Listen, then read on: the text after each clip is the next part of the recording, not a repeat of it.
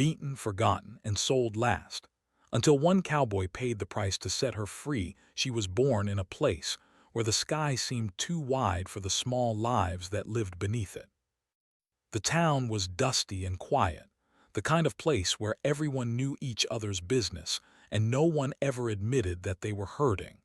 Her family lived in a tiny house at the edge of town, far from the clean roads and bright lights. The roof leaked when it rained, and the windows were always covered in a thin layer of dust. People passed by without looking twice, because in that town, poverty was not a problem to fix, it was just a fact of life. From the moment she was born, she felt like she was already behind. Her mother was tired all the time. Her father was angry all the time. They didn't have money for toys or new clothes or even enough food to eat.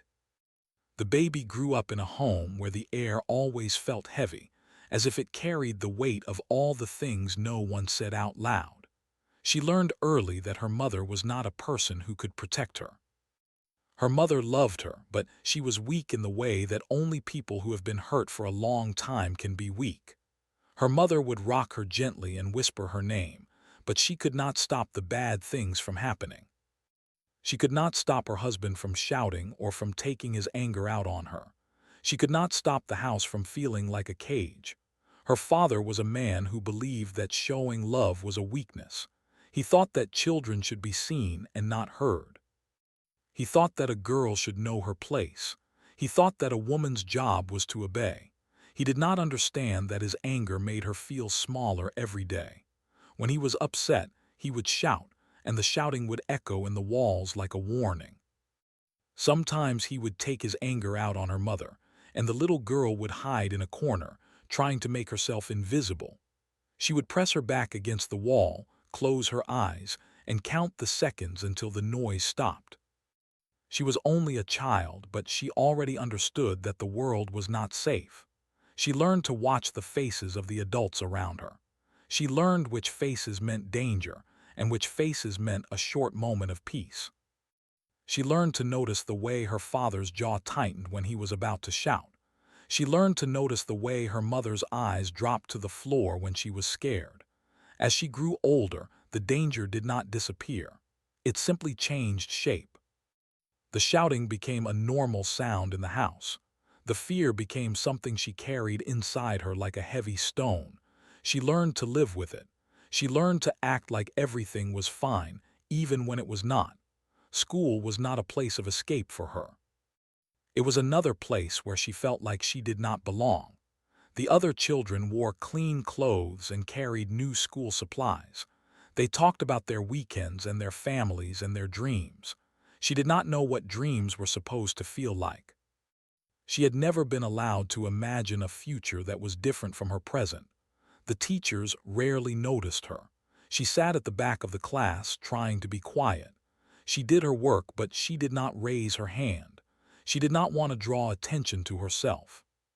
She was afraid that if she did, someone would see how small and tired she really was. At home, things became worse. Her father started to expect more from her. He wanted her to act like an adult, to help her mother with chores, to keep the house clean. He expected her to be quiet. He expected her to obey. He expected her to be grateful for what little they had. But gratitude was hard when she felt invisible.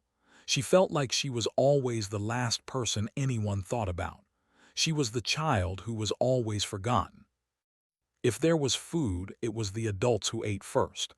If there was money, it was spent on things that did not include her. If there was time, it was used on everyone else. She tried to tell herself that she did not need anything. She tried to convince herself that she was fine. But inside, she was slowly breaking. She was like a small plant growing in dry soil.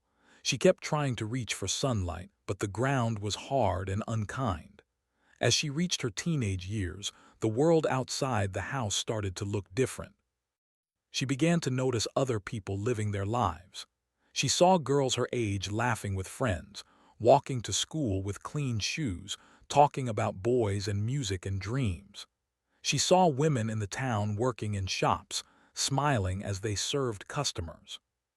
She saw people who seemed to have lives full of ordinary things, things she had never been allowed to have. The more she saw, the more she felt trapped. She started to understand that her life was not just difficult, it was unfair. She began to question why she had been born into this kind of world. She began to wonder why no one helped her, why no one noticed her. She tried to talk to her mother about it, but her mother would only shake her head and say, "We don't have time for dreams." Her mother's words were not cruel, but they were empty. They made her feel like her hopes were wrong. They made her feel like she was being selfish for wanting something better. Her father became stricter. He started to control her more. He told her where she could go and who she could talk to. He told her she had to stay home and help. He told her she was not allowed to think about leaving, because leaving was dangerous. He said that the world outside was full of people who would take advantage of her. But the truth was that the danger was already inside her home. The danger was in the way her father spoke. The danger was in the way her mother looked at her like she was a problem. The danger was in the way no one saw her as a person with feelings and hopes. One night, she sat alone in her room and looked out the window at the stars. The sky was clear and beautiful. It felt like a world that belonged to someone else. She wondered what it would be like to live somewhere where she was not afraid. She wondered what it would be like to have someone say her name with kindness. She wondered what it would be like to have a life that did not feel like a punishment. She had never been taught to believe in herself. She had never been told that she deserved love. But still, a small part of her believed that there must be something better. It was a quiet thought, barely there, but it was enough to keep her alive. As the years passed, she became more and more tired. Not just tired in her body, but tired in her heart. She began to feel like she was disappearing. She started to think that maybe she was not meant to be remembered. Maybe she was just a name that would fade away. And then, one day, her family reached a point where they could not keep pretending everything was fine.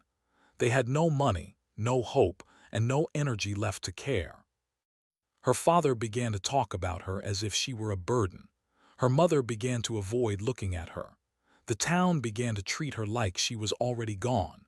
She realized in a moment that felt like a sharp, cold wind that she was being forgotten, not in a dramatic way, not in a cruel way, simply in a quiet way, like a chair that is no longer needed, like a room that no one enters.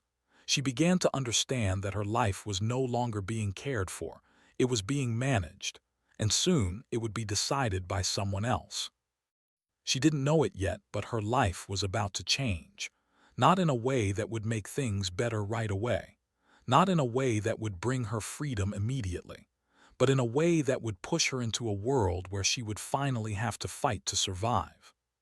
She sat in the darkness of her room, listening to the sounds of her family moving around the house. She felt the weight of her future pressing down on her like a heavy blanket. She closed her eyes and tried to imagine a different life. A life where she was not forgotten. And for the first time, she felt something that was not fear. She felt a small spark of hope. It was fragile, it was weak, but it was there. And she knew that, somehow, she would have to hold on to it if she wanted to survive. She didn't know exactly when the change began, but she felt it the way you feel the first cold day of winter, slowly, quietly, and then all at once. The home that had been her entire world began to feel smaller. The air felt heavier. The silence between her parents grew longer, like a gap that could never be filled. The house was still the same, but the people inside it had started to change. One day, her father came home with a look on his face that made her stomach drop. He didn't shout at first. He didn't need to. He simply stared at her, and she could feel the weight of his eyes. Her mother stood nearby, looking tired and scared, as if she already knew what was coming. Her father spoke in a low voice, the kind that sounded like a warning. "We can't keep her," he said. "We don't have enough for the family. She's only a burden." Her mother's eyes filled with tears, but she did not argue. She looked down at the floor and did not say anything. Her silence was like a rope that tightened around the girl's heart. She tried to speak, to ask what he meant, but her voice felt small and weak. She couldn't find the words. She could only stand there and watch as her father continued. "We have to find someone who can take her," he said. "Someone who will give us something in return." The girl felt like the room was spinning. She did not understand how her own father could speak about her like she was an object. She did not understand how he could think that her life was something that could be traded. Her mother finally looked up. She tried to speak, but the words came out like a whisper. "It's the only way," she said. "We have no choice." The girl wanted to scream. She wanted to shout that she was not a burden, that she deserved a chance, that she deserved to be loved. But she had learned that screaming did not help. It only made the anger louder. It only made the fear worse. She looked at her mother, searching for some sign of protection, some sign that she would be saved. But her mother's eyes were empty. She was already broken in a way that the girl could not fix. In the following days, the girl began to notice the changes in how her family treated her. They stopped speaking to her like she was a person. They stopped asking how she felt. They stopped asking what she needed. They stopped looking at her as if she mattered. Her father began to talk about her as if she were a problem that needed to be solved. He spoke to her like a stranger, with no warmth in his voice. He made it clear that she was not welcome in the home anymore. Her mother tried to act like everything was normal, but the girl could see the sadness in her eyes. It was a sadness that did not belong to her. It was a sadness that belonged to a woman who had given up. One day, a man came to their house. He was not from their town. He was older, with a rough face and a calm voice. He spoke politely, but his eyes were cold. He talked about work, about opportunities, about helping families who were struggling. Her father listened carefully. Her mother listened too, but she looked like someone who was already defeated. The man asked questions about the girl's age, about her health, about her family. He seemed interested, but the girl felt something inside her that told her he was not kind. The man offered money. It was not a large amount, but it was enough for her father to think it was a good deal. Her father looked at the money as if it were a prize. Her mother looked at it like it was a curse. The man said he could take the girl to another town where she could work and help support her family. He said he would take care of her. He said he would make sure she had a roof over her head and food to eat. The girl wanted to believe him. She wanted to believe that someone could actually help her, but something in her gut told her that this was not a kind offer. Something in her body tightened like a knot. Her father was excited. He saw the money as a way to make their lives easier. He did not see the girl as a person with dreams. He saw her as a problem that needed to be removed. Her mother did not argue. She simply nodded, like someone who had already accepted her fate. The girl tried to speak again, but her father cut her off. "This is for the good of the family," he said. "You will be fine." The girl felt a sudden rush of anger, not the kind of anger that made her shout. A quiet anger, the kind that makes your hands shake and your heart beat faster. She wanted to tell him that he was wrong. She wanted to tell him that she did not want to leave. She wanted to tell him that she deserved better, but she did not say anything. She had learned that her voice did not matter. She had learned that no one would listen. The man returned a few days later. This time he brought a small bag. Inside it were a few items that the girl did not recognize. He told her that she would need them. He told her to pack a small bag with what she could carry. Her mother helped her pack, but her hands trembled. Her mother did not look at her. Her mother looked away, as if she could not bear to see her daughter leave. The girl felt like she was being pushed into a world she did not understand. She felt like she was being removed from her own life. She tried to hold onto the pieces of her childhood, but they slipped through her fingers like sand. When the day came, the man took her by the arm and led her out of the house. Her father watched with a calm expression. Her mother stood in the doorway, her face pale and blank. The girl turned back one last time. She wanted to memorize the shape of her home. She wanted to remember the place where she had been born. She wanted to remember her mother's face. but her mother would not look at her. Her mother's eyes were filled with tears, but her expression did not change. The girl felt a sudden wave of loneliness. She realized that she was truly alone. She realized that she had no one to protect her. She realized that her life was being controlled by people who did not care about her. The man led her to a car. The car was old and smelled of smoke.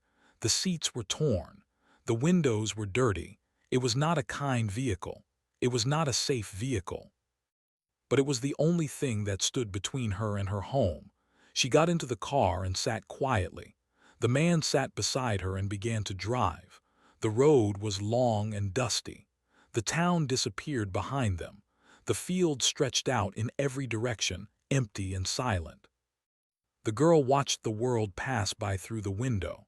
She saw houses and trees and people going about their lives. She felt like she was watching a movie. She felt like she was not a part of it. The man spoke occasionally.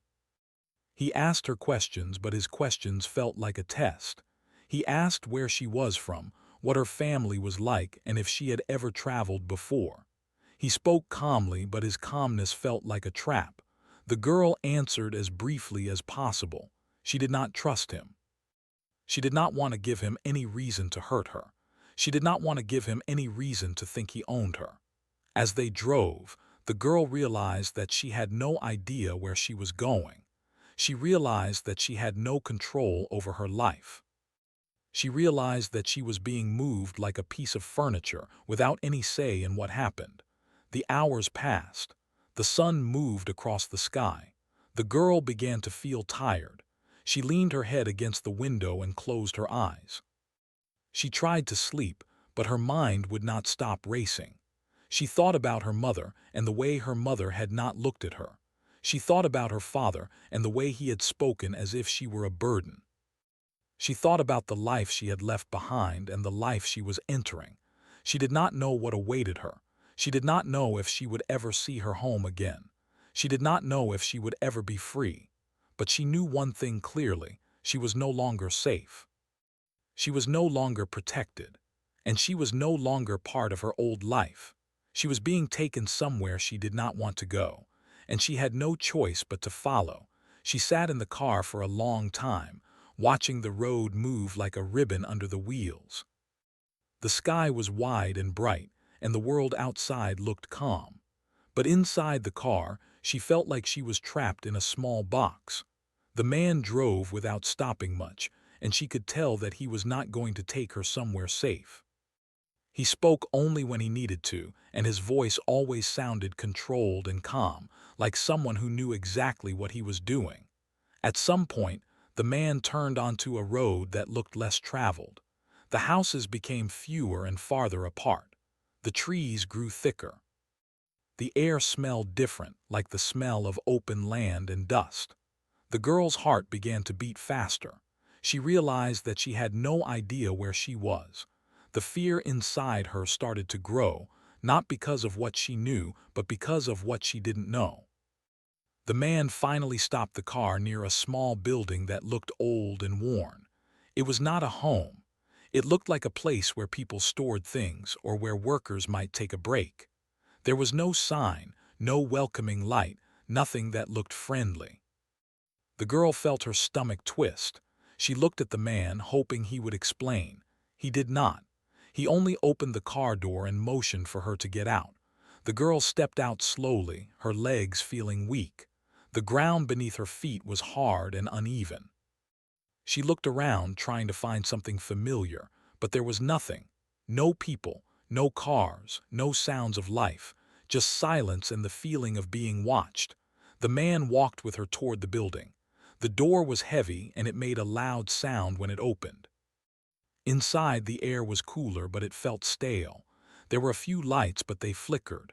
The walls were plain and bare. The floor was dusty. The girl felt a wave of dread. Inside, she saw other people. They were not many, but they were enough to make her feel even smaller. Some were sitting on old chairs, some were standing, and some were talking quietly. The girl realized that they were all like her, people who had been taken away from their homes and placed somewhere they did not want to be. She felt a strange mix of fear and relief. Fear because she was not alone in this, and relief because she finally understood that she was not the only one. The man spoke to a woman who stood near the wall. The woman looked older, with a hard face and eyes that seemed to have seen too much. She listened to the man and nodded. The girl could not understand their words, but she understood the meaning. They were talking about her. The woman looked at the girl and then looked at the man. She said something, and the man nodded again. The woman then walked toward the girl. The girl felt her heart race. She tried to take a step back, but the woman's hand was already on her arm. The woman did not speak kindly. She did not smile. She looked at the girl like she was a piece of property. "You will stay here," the woman said, her voice cold.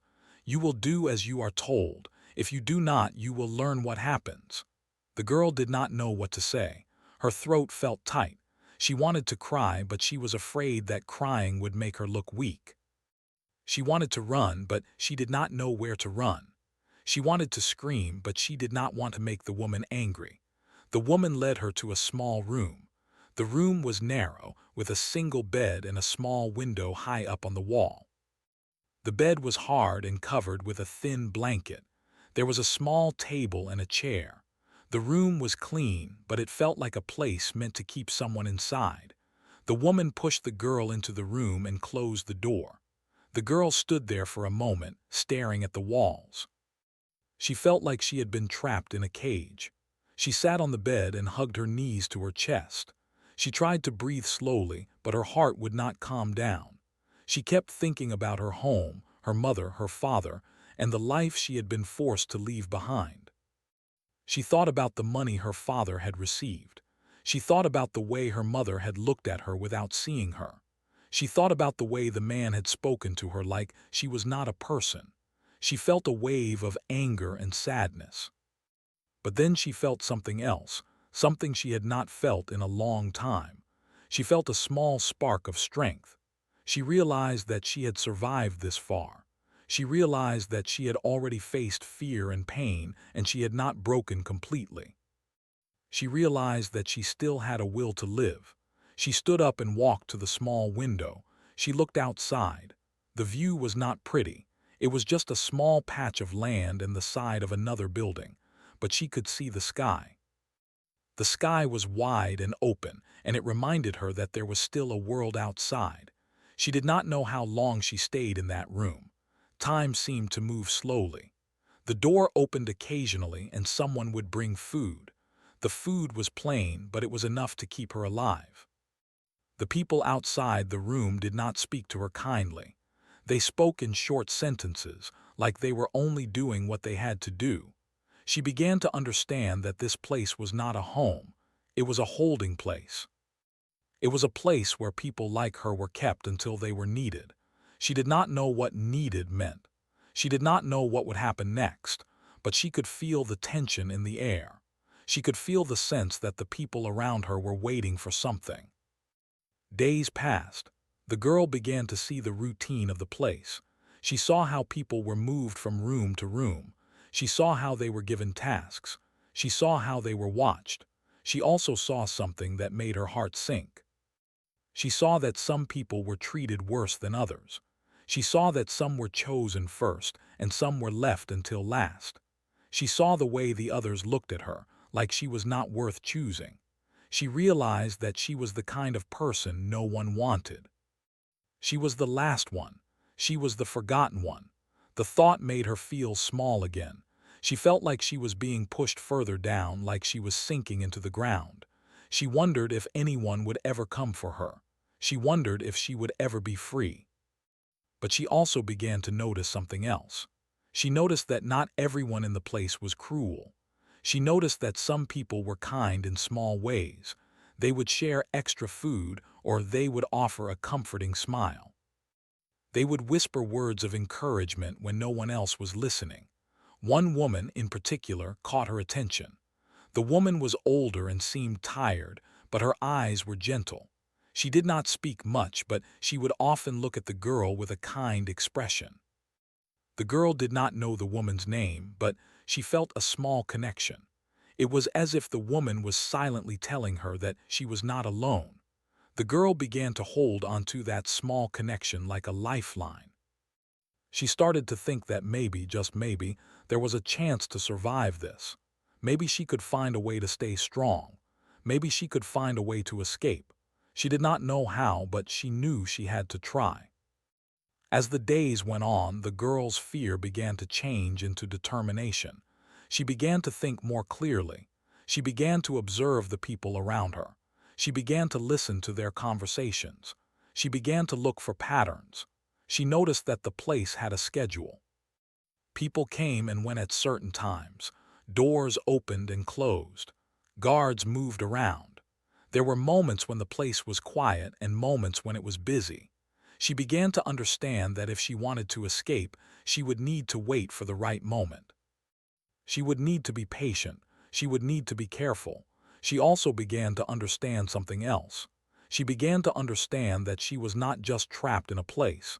She was trapped in a system, and systems, she realized, can be broken. She did not know how yet. But she knew that she would not give up. She would not let herself be forgotten. She would not let herself be the last one. She would find a way to survive. She would find a way to be free. She stayed in the small room for many days, but time felt strange there. Sometimes it felt like the day was long, and other times it seemed like the same day repeated itself over and over. The routine became a kind of trap. Every morning, someone would come and bring her food. Every afternoon, she would hear voices outside her door. Every night, she would lie on the bed and try not to think about what would happen next. The girl tried to keep her mind busy. She counted the cracks in the wall. She made up stories in her head. She tried to remember the sound of her mother's voice. But the fear always returned like a shadow that followed her everywhere. She knew she could not stay in that room forever. She knew she had to find a way out. One day, the door opened and the woman with the hard face came in. She did not look angry. She did not look kind. She just looked like someone doing a job. "You are going to be moved," the woman said. "Get ready." The girl's heart dropped. She did not know where she would be taken. She did not know what would happen. She only knew that she did not want to go. She quickly packed the few things she had. The woman watched her as if she was impatient. The girl tried to stay calm, but her hands were shaking. She was led down a long hallway. The walls were bare and the air smelled of dust. She could hear people talking in the distance. She could hear footsteps. She could hear the sound of doors opening and closing. As they walked, she saw more people. Some looked scared.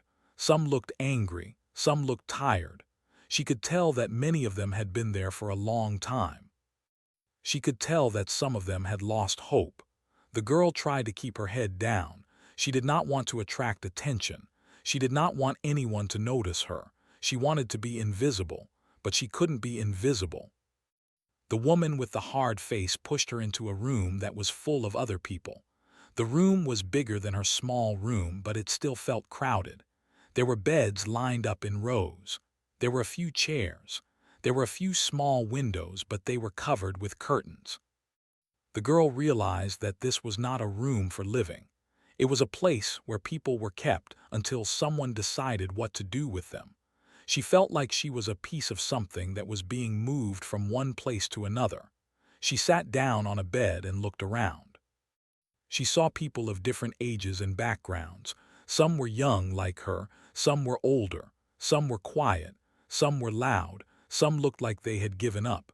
She felt a strong wave of sadness. She realized that she was not the only one. She realized that there were many people like her, people who had been taken away from their homes and placed in this place. She realized that the world was much bigger than she had thought, and that there were many hidden stories of pain and loss. But she also felt something else. She felt a sense of strength, not because she was strong, but because she was still alive, because she was still thinking, because she was still trying. The days passed and the girl learned more about the place. She learned that there were people who were chosen first. She learned that there were people who were chosen last. She learned that being chosen meant being taken away, and being taken away meant you did not know what would happen. She began to understand that the people in charge had a system. They had rules. They had schedules. They had a way of controlling everything. She also began to notice something else. She began to notice that some of the people in charge were not completely heartless. Some of them seemed tired. Some of them seemed like they did not want to be there. Some of them looked like they wished they could help. One day, the girl saw a man walking through the room. He looked different from the others. He was wearing a hat and his clothes looked worn, like he worked outside. He looked like a person who belonged to a different world. He walked slowly, looking around. He did not seem to be in a hurry.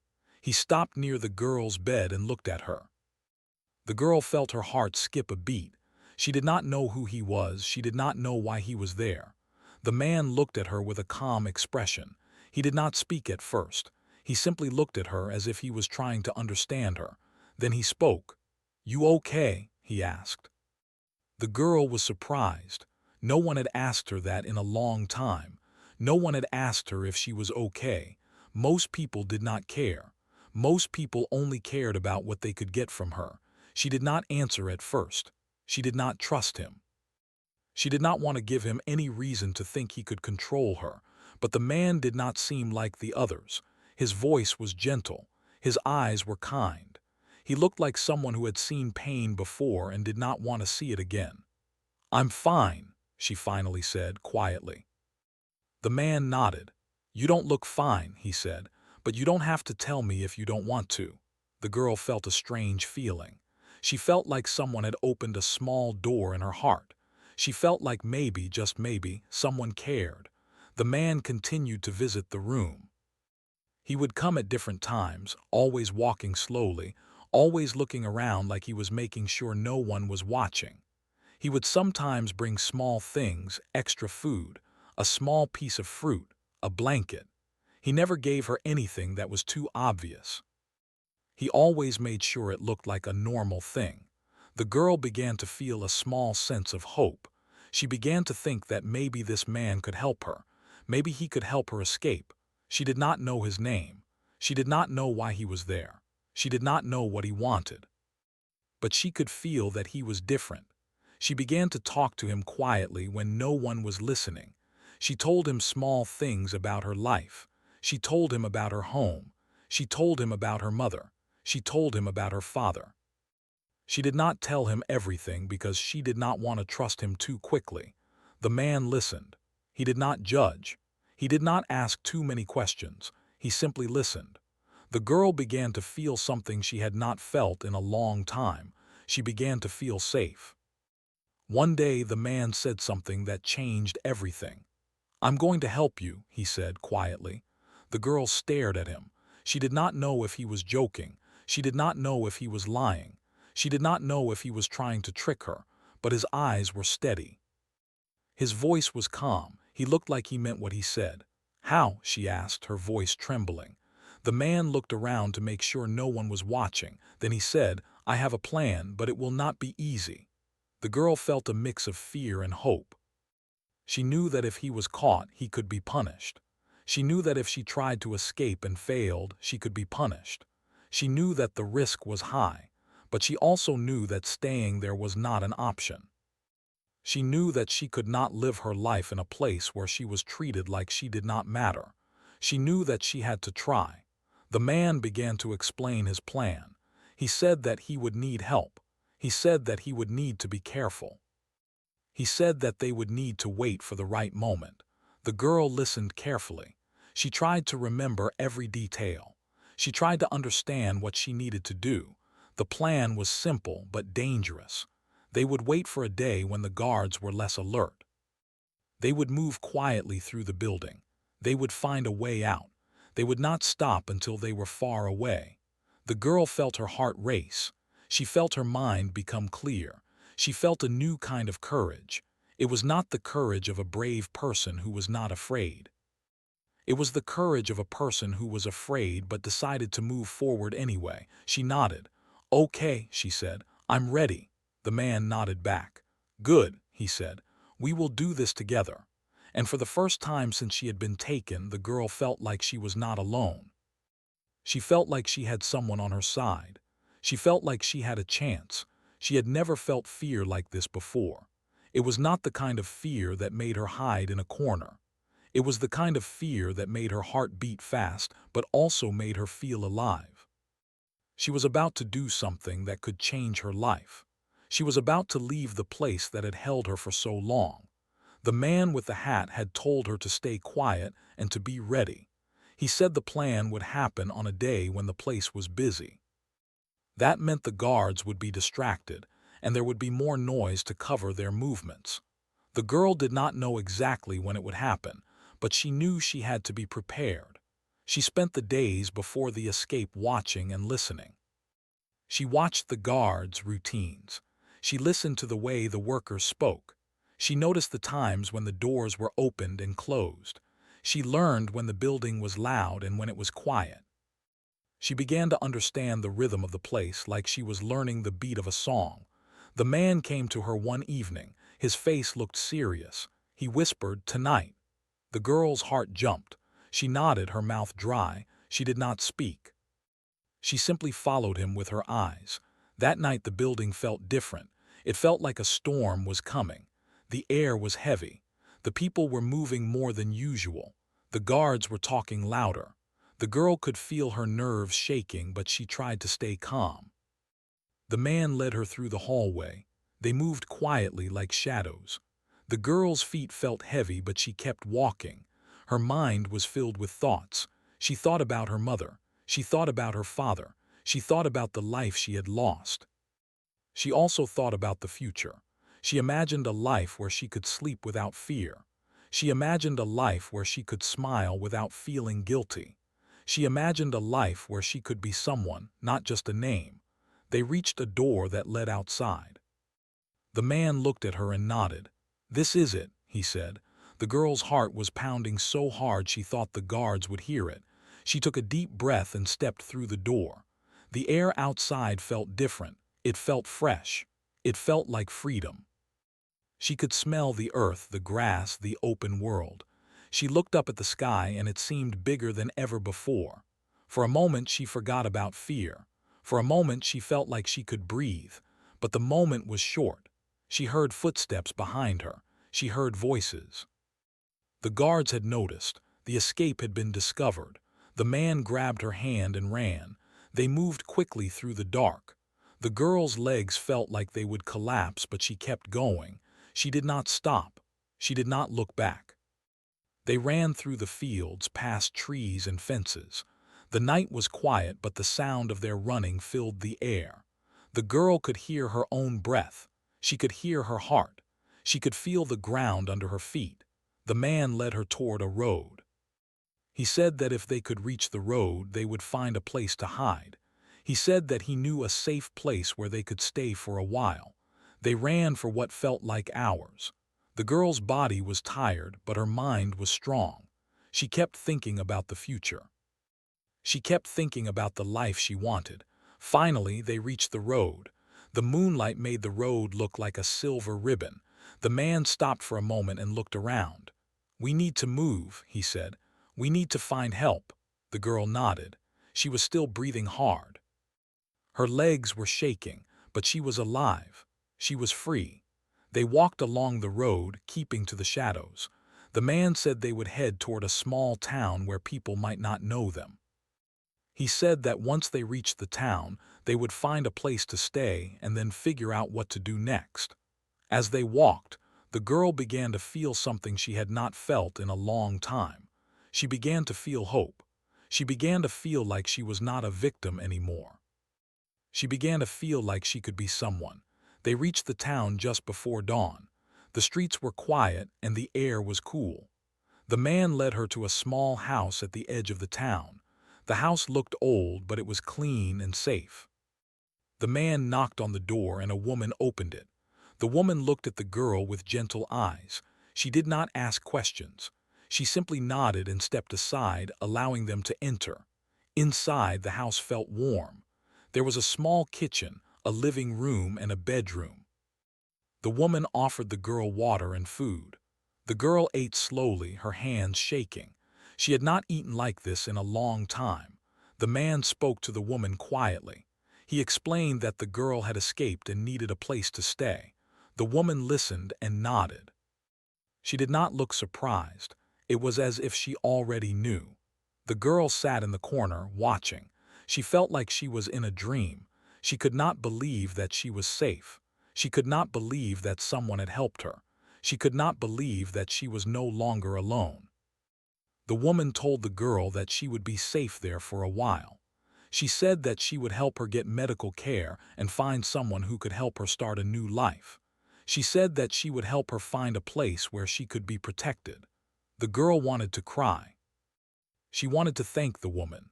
She wanted to say 1,000 words, but she did not know how. She had spent so long being silent that she did not know how to speak from her heart. The man with the hat sat beside her. He looked at her with a gentle expression. "You are safe now," he said. "You did it." The girl looked at him. She wanted to say thank you. She wanted to tell him that she would never forget him. She wanted to tell him that he had changed her life. But the words did not come easily, so she simply nodded and smiled. The days passed and the girl began to heal. She rested, she ate, she slept. She slowly began to feel her body becoming stronger. Her mind began to feel clearer. She began to think about the future. The woman helped her contact a local support group. The group offered help to people who had escaped from difficult situations. They provided counseling, food, and a safe place to stay. The girl met other people who had also survived hard times. She listened to their stories and realized she was not alone.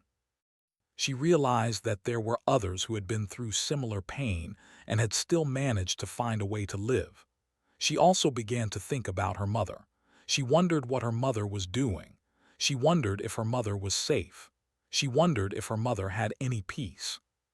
She wondered if her mother had ever regretted what she had done.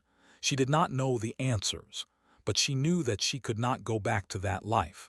She knew that she had to move forward. The girl started to learn new things. She started to learn how to read and write better. She started to learn new skills. She started to think about a job, a home, and a life of her own. She started to imagine a future that was not controlled by someone else. The man with the hat visited her occasionally. He would bring news and sometimes a small gift. He never asked for anything in return. He simply wanted to make sure she was okay. One day, the girl asked him why he had helped her. The man looked at her and smiled. "Because no one should be alone," he said. "Because everyone deserves a chance. Because I believe you have a life worth living." The girl felt tears in her eyes. She had never heard words like that before. She had never been told that she mattered. She realized that the man had paid a price to help her. He had risked his safety. He had risked his life. He had risked being punished, but he had done it anyway. She knew that she would never forget him. She knew that she would carry his kindness with her forever. And she knew that her life was no longer controlled by fear. She was free. She was alive. She was no longer forgotten. She was ready to live.